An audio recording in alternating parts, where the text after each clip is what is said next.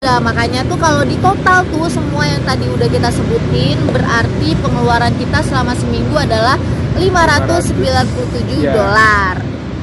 Nah, 597 dikurangin penghasilan kita selama seminggu itu 1680, berarti masih ada sisa 1083. Berarti sekitar berapa rupiah? Masih 10 jutaan lah. Masih sisa Amin. 10 jutaan. Ini perkiraan aja ya teman-teman, ya. karena kan kita belum ada sebulan di sini, terus masih ngitung Kasar lah. kasarnya aja, tapi sekitaran segitulah ya. Kalau misalkan kita hidupnya hemat kayak sekarang ini, berarti dalam seminggu kita bisa save sekitar 10 juta rupiah kayak gitu. Nah, tapi FYI ini belum dikurangin sama kebutuhan skincare atau sabun-sabunan, odol-odolan kayak gitu ya teman-teman, karena kita masih punya stok yang kita bawa dari Jakarta, dari Indonesia. Dari Jakarta sobat ya, kita kan anak Tangsel, Agatha anak Gaul Tangerang Selatan.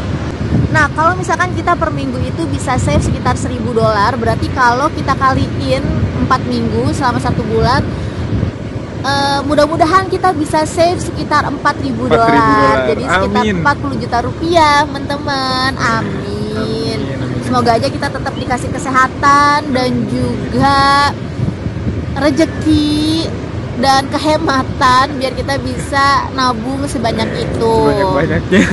Tapi ini juga selain tadi belum dikurangin sama biaya skincare atau sabun-sabunan duniawi gitu, ini juga belum dikurangin sama tanggungan kita yang ada di Indonesia. Jadi kita masih punya beberapa tanggungan nih teman-teman, kayak KPR rumah itu masih jalan terus, tapi untungnya rumah kita udah ada yang kontrak, jadi kita cuma nambahin sedikit lah gitu per bulannya. Terus ada mobil juga.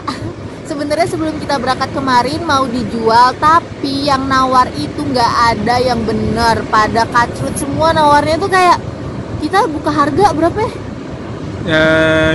20-25 lah. 20-25 sampai 30 mentok gitu ya, 30 juta. Tapi pada nawar, ada nawar sampai 5 juta. What the hell? Itu lo mau beli mobil apa mau beli kacang gitu 5 juta. Aduh, makanya karena nawarnya tuh nggak ada yang make sense, akhirnya kita memutuskan ya udah nggak usah jadi jual mobil. Mobilnya ditaruh aja biar diurus sama keluarga, bisa dipakai sama keluarga juga, tapi konsekuensinya kita masih harus bayar cicilan per bulannya, seperti itu. Oh, kita juga harus memikirkan keluarga-keluarga kita yang masih harus disuplai di Indonesia, karena ya namanya juga generasi sandwich. Kalian tahu apa itu generasi sandwich? Kalau yang nggak tahu, cari sendiri di Google, banyak banget penjelasannya. Pokoknya intinya kita cuma mau bilang buat kalian yang kerja terus penghasilannya gede tapi nggak punya keluarga atau siapa-siapa yang harus ditanggung gitu, bersyukurlah, kalian sangat beruntung ya, karena kalian bisa save money sebanyak mungkin dan bisa foya-foya semau kalian gitu. Nah, kalau kita nih kayak generasi sandwich ya masih harus mikirin keluarga gitu, masih harus ada yang dibiayain gitu. Jadi kita bener-bener berjuang untuk keluarga, bukan cuma buat diri kita sendiri, bukan cuma mau enak-enakan jalan-jalan doang gitu. Oke, nah itu dia seputar income dan pengeluaran kita selama per minggu atau per bulan ya teman-teman. Kita juga mau ngasih tahu sih, kemarin kita ngobrol-ngobrol gitu kan pas mau ngevlog tentang ini. Kita tuh mau ngasih tahu kalau kok kayaknya kita lebih irit hidup di sini ya gitu, entah kenapa, nggak tahu. Soalnya kalau misalkan pas di Indonesia gitu ya, kenapa ya kita kayak lebih boros gitu, jarang masak, pertama jarang masak, banyak jajan, dikit-dikit check out Shopee, ya ampun. Kalau di sini kan ada sih sebenarnya all shop gitu, cuma gue belum tahu dan belum nyoba juga, jangan sampai tahu juga gue, jadi nggak mau tahu. Akhirnya ya udah, sekarang kalau beli apa-apa kayak lebih mikir gitu, gue butuh nggak ya? Karena kan kita masih mau traveling kemana-mana ya, masih mau pindah-pindah. Jadi Sydney itu bukan tujuan utama dan kita nggak akan menetap segitu lamanya di Sydney, masih bakal move ke tempat atau ke city lain. Makanya kita kalau mau beli sesuatu tuh mikir. Kayak kemarin aja pas kita sewa satu ruangan ini, Nah itu tuh nggak include sama bed sheet sama bed cover atau selimut ya. Terus landlordnya tuh kayak nyuruh kita lo beli sendiri ya spray sama selimutnya gitu. Terus kita kayak aduh beli sendiri lagi, ntar kalau kita mau pindah gimana, berat banget bawanya. Mana kita cuma bawa 2 koper ukurannya 24 inch masing-masing, terus sama satu carrier 80 liter ya? Iya 80 liter. 80 liter sama satu tas ransel yang agak gede, sama satu tas kecil. Sama sling bag udah iya, gitu doang. Kayak emang seringkas gitu. Itu aja kita pas pindah-pindah kamar kayak aduh capek banget parah. Padahal kita kalau dilihat-lihat bawahnya tuh udah seminimal mungkin gitu, nggak yang bawaan rempong-rempong banget. Terus pas masih di Indonesia kita tuh kan kerja berangkat pagi pulang malam. Udah gitu waktunya habis di jalan kan, macet banget soalnya kalian tahu sendiri Tangsel Jabodetabek tuh kayak gimana macetnya kan. Nah pas sudah sampai rumah tuh kayak energi udah habis gitu loh. Boro-boro mau masak kita aja kadang nggak makan malam ya. Iya.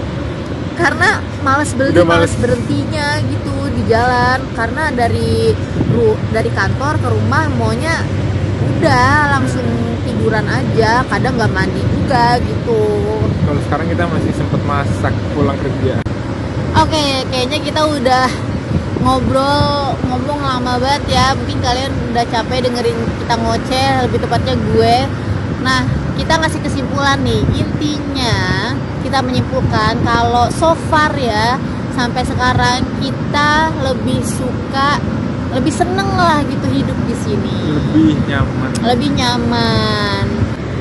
Walaupun ada beberapa orang yang menilai kalau wah kasihan dulunya reporter TV nasional Indonesia sekarang kerja cuma jadi kitchen hand, atau wah kasihan dulunya banker BUMN sekarang cuma tukang bersih-bersihin kamar hotel. Tolong dong, tolong. Sebenarnya ya jujur nih ada perasaan sedikit malu gitu di perasaan kita. Oh iya dulu kita kerja enak di depan laptop, nggak capek, nggak harus ngangkat-ngangkat ini itu, nggak nyuci piring, tapi gajinya menangis gitu, kayak sangat tidak work-life balance gitu. Kita udah habis tenaga dan habis pikiran di kantor, tapi ketika gajian 5 menit aja habis gitu buat bayar cicilan. Literally 5 menit. Kayak gila, gue belum sempet jalan-jalan kemana-mana, gue belum sempet belanja ini itu, tapi gajinya udah habis gitu. Tapi kalau di sini oke lah, menurut orang pekerjaannya kurang bergengsi kalau kelihatannya gitu ya. Tapi pas kita gajian, semua kelelahan kita tuh terbayarkan, langsung lupa itu kemarin kita udah ngangkat-ngangkat kasur, nyuci piring secapek apa gitu. Aduh. Jadi intinya ya, kita sekalian mau pesan sama lo semua teman-teman, pekerjaan apapun itu yang penting halal. Kalau kita berusaha sendiri tanpa merugikan orang lain itu why not gitu.